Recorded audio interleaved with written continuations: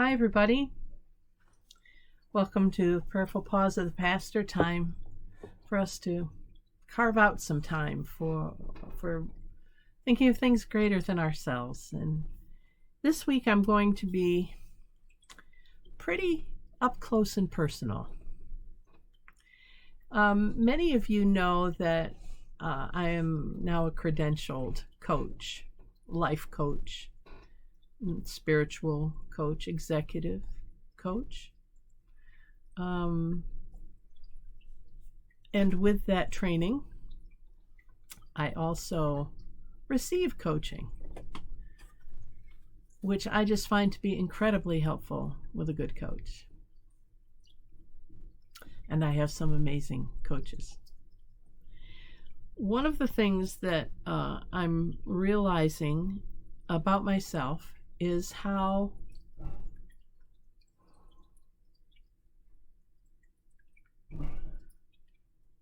even I, in this field of professional ministry, wrestle with messages inside myself about God. They're not left brain head things, also though sometimes they masquerade that way about theology, but they're deep questions, same things that we all go through, right? And so after a coaching session this morning, I started writing on some cards, different colored cards, messages that I want to remember. You've heard me say before, and I know we've talked about this, that for me that's a wonderful way to do things. I write something on a card and I post it where I'm going to see it so I can be constantly reminded of it. And I've done that for years, decades of my life, and it's really helpful for me. I invite you to try it too. So each day this week I'm going to have a different message that I will share with you, and I invite you to think about it in your own life, and we'll talk about each one. And today it is this one. I believe that God loves me. Now you'll see my circle with a line through it. That's a Greek letter of theta.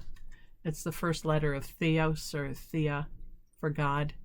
I like it because the circle signifies everything, and by drawing a line through it, it is everything, including everything within the circle. So I tend to use theta when I'm shorthand for God.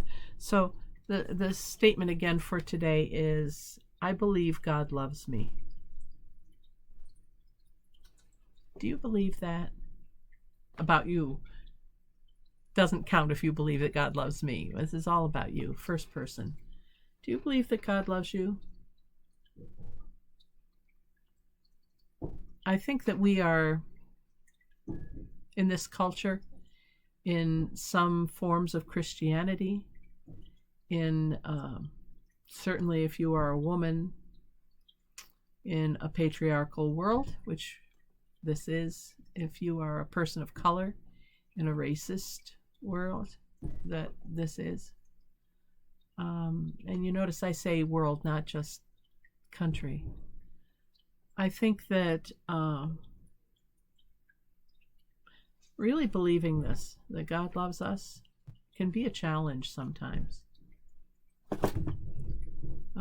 God would love me more if I did, or if I were X, Y, or Z, whatever it is. God, I don't know if God loves me. I think God is happy with some of the things that I do. That's not the statement. I believe God loves me,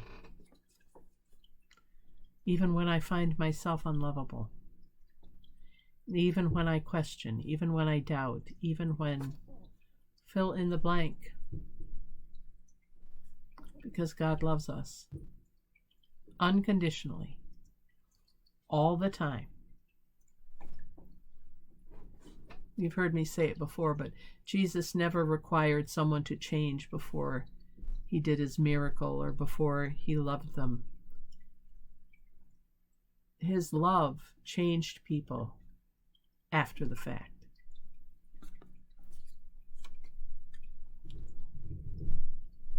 Do you really believe that God loves you? And if so, say that out loud. I believe God loves me. I think maybe at the bottom of this, I should add something. Just a minute.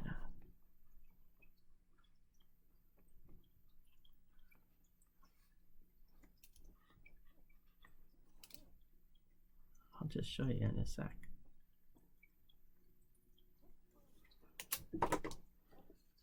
You ready? I believe God loves me all the time.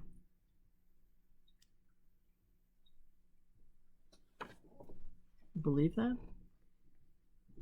And if not, why not? We're told that God is love. We're told that God is everywhere.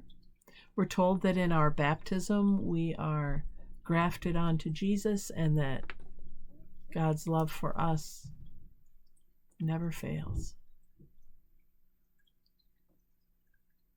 I think maybe the message is for us today is we should dare to believe. Dare to believe God loves me. God loves you. God loves us all the time. Think about that during the day. See how that's going to maybe change things up for you. Thanks for joining me for this prayerful pause of the pastor. I'm Pastor Deb Swift of South Presbyterian Church. And until next time, God bless. Take care. Bye for now.